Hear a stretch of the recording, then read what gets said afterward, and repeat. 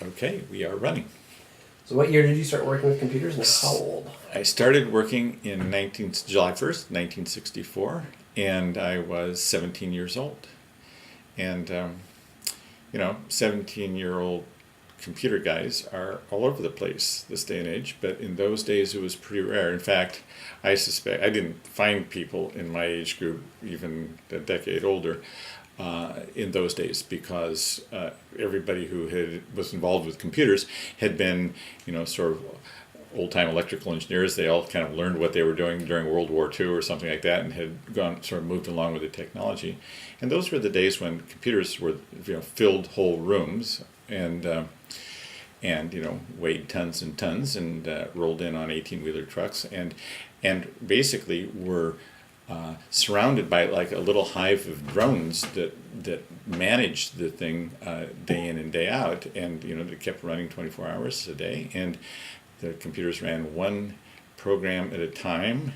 So your laptop runs dozens of programs at a time, and they were fed in by a human being. My job was, I was a computer operator, and that meant that I was the guy that punched all the buttons and fed in all the cards and printed out all the output and handed it to the people at the window. And it was really a labor-intensive task. I mean, we think of computers as just running and doing our bidding all the time now, but in those days, to get the computers, to take care of the computers was just very much a human effort, because there was four of us probably working on the computer pretty much around the clock, day in and day out. So that was my first job, and then right away I learned how to program, which was fun to do, and soon the need for programmers was increasing like mad, as it actually continues to do to this day. So I got a programming job and quit running the computer, but the computer started getting smaller then. I mean, they were still kind of bigger than anybody can have in their home, but they still would fit in this room. But they were starting to head down and get smaller. And in fact, I think the machine that I had didn't have vacuum tubes in it. It had actual transistors. That was a big deal, but it didn't have integrated circuits in it yet, because the integration didn't really come on until the next generation of machines. And when you say, to go back, you're talking about the cards. Yes. Punch cards. Punch cards. Yes, punch cards. Oh, yes. Well. And that's how it did the calculations. Well, that's how you gave the command. That's right. Yes. So everything. So there, we use keyboards to talk to computers. A couple of years after I started that job, probably by '66, we got some teletype machines that had keyboards that we could basically type to it rather than actually punching the cards, which was a huge advance. I mean, this is ridiculous how primitive it seems to us today.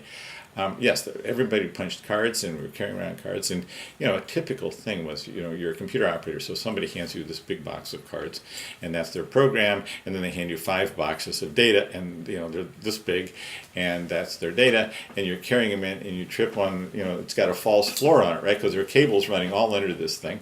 It's got a false floor. You trip on the thing, and the cards go flying. And so there you have it. Basically give them back and say, well, they're out of order.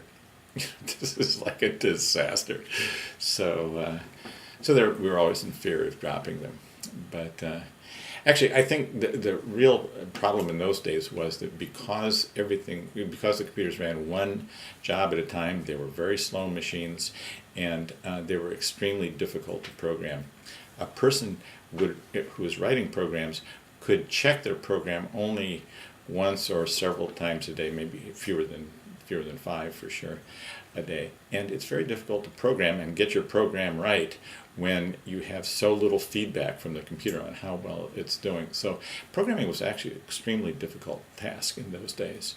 But it's improved dramatically, and now it's actually become reasonably civilized. And by reasonably civilized, I mean you can run the program a lot, and that we've developed a huge amount of development software so that people who work at Google and Microsoft and so forth work in development environments that help them pretty substantially to